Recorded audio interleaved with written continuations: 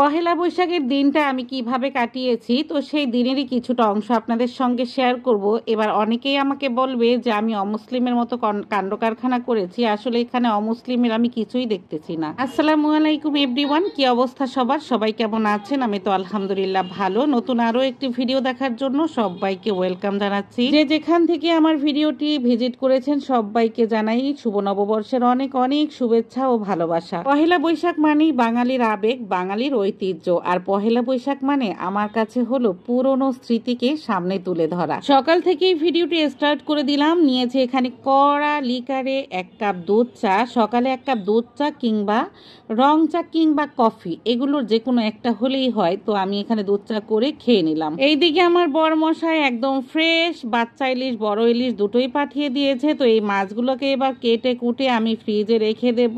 আর আমি ফ্রিজ থেকে আগে আরেকটা মাছ বের করে রেখেছিলাম, সেই মাছটা কেটে কুটে নিয়ে নিলাম। এই মাছটা আমার আগেই সংরক্ষণ করা ছিল। এই মাছটা বেশ বড়, আর আমার বর যে মাছ পাঠিয়েছে সেগুলো এত বড় নয়। তা আমার ছেলে বলেছিল যে বড় মাছ খাবে আর ডিমওয়ালা মাছ। তো ফ্রিজ থেকে বড় মাছটা বের করে এভাবে কাটিং করে নিয়েছি। এখানে বেগুন ভাজা করব, ডালের বড়া করব, মাছের ফ্রাই করব, সাথে থাকবে ভর্তা। রান্নার কাজগুলো গুছিয়ে নেওয়ার পর কিন্তু রান্না করতে অনেকটাই সুযোগ সুবিধা। কি বলেন আপনারা? আমার কাছে মনে হয় যে গোছানোটাই হলো মুশকিল, মানে সময় লাগে, তারপর রান্না করতে আর বেশি সময় লাগে না। সব কিছু গুছিয়ে নিয়েছি, এবার শুধু রান্না করার পালা। তো মাছটা ভাজার জন্য এখানে হলুদের গুঁড়ো, মরিচের গুঁড়ো আর স্বাদ মতো লবণ দিয়ে আমি হলো মাখিয়ে তারপর ভাজাভাজি শুরু করে দেব।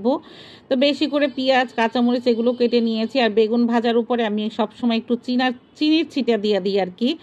আর যখন ভয়েস দিতে যাই তখন এরকমের এলোমেলো ভয়েস দিই, আর ভয়েসগুলো বারবার ডিলিট করি, বারবার দিই। এটা কিন্তু আমার প্রতিদিনই হয়। যাই হোক, একে একে মাছগুলো ফ্রাই করে নেব। আর ওপাশে ডালের বড়াটাও হলো ব্লেন্ড করে নিয়েছিলাম। তো সেই ডালের বড়াটা ওপাশের চুলোতে ভাজা করে নেব। তো আমি বলেছিলাম না যে পহেলা বৈশাখ মানে আমার কাছে পুরনো স্মৃতিকে সামনে তুলে ধরা। এগুলো কিন্তু ছোটবেলায় একদম সচরাচর ছিল। যেরকমের আমার দাদার বাড়িতে আমি আমার দাদিকে দেখেছি ঝিনুক দিয়ে ভাত বাড়তে, মাটির পাতিলে ভাত রান্না করতে। আর এখনকার বাচ্চারা যেমন সকালে পরোটা না হলে খেতে চায় না, মানে তাদের হাই ডিমান্ড, তাদের সকালের নাস্তাটা খুব ফুলফিল, মানে খুব ভালো হওয়া লাগে। আমাদের সময়কার আমরা কিন্তু পান্তা ভাত ছাড়া কিছুই খাইনি। আমরা যেহেতু খুবই মধ্যবিত্ত ফ্যামিলি থেকে এসেছি, তো সেখানে দাঁড়িয়ে সকালবেলা পানি ভাত ছাড়া কখনোই আমরা খাইনি। সেই পানি ভাতটাও আমরা সকালে পাই নাই সব সময়, মাঝে মধ্যে না খেয়েও থাকতে হয়েছে। আর যদি থাকতো তাহলে তো পানি ভাত,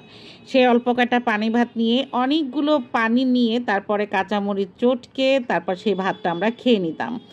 মাঝে মধ্যে ডিম ভাজা হতো, একটা ডিম ভাগ করে অনেক ভাই বোন, আমরা 4 ভাই বোন, একটা ডিম মা ভাজতো, 4 ভাই বোনকে সেই ডিমটাই কেটে দিত। শুকনা মরিচ ভাজা দেশি ডিমের 4 ভাগের 1 ভাগ, মানে একটা ডিমের 4 ভাগের 1 ভাগ দিয়ে অনায়াসে আমরা 1 প্লেট ভাত খেয়ে নিতাম।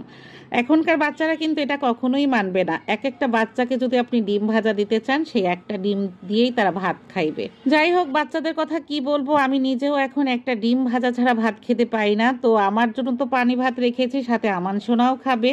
আর এদিকে আমার বর মশাই, তারপর আমার ছানা পোনারা, এদের জন্য গরম ভাত করেছি, ভর্তা করেছি, ভাজা করেছি।